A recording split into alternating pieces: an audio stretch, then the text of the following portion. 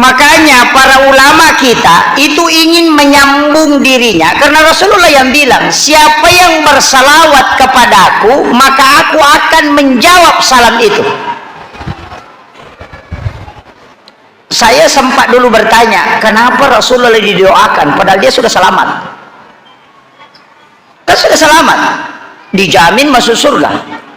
Tidak ada yang bisa membuka pintu surga kalau bukan Rasulullah.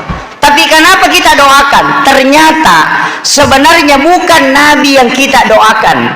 Ketika kita mendoakan Rasulullah, itu kita yang mendoakan diri kita. Karena kalau kita yang berdoa bisa tertahan, bisa terhijab. Tapi kalau Rasulullah yang berdoa tidak mungkin. Makanya ketika kita mengucapkan salam kepada Nabi, Allahumma sholli ala Muhammad, ya Allah berikan keselamatan kepada Muhammad, maka doa itu kembali ke kita karena Nabi yang mendoakan kita. Jadi kalau kita yang berdoa tidak mungkin bisa tembus, nggak mungkin Pak.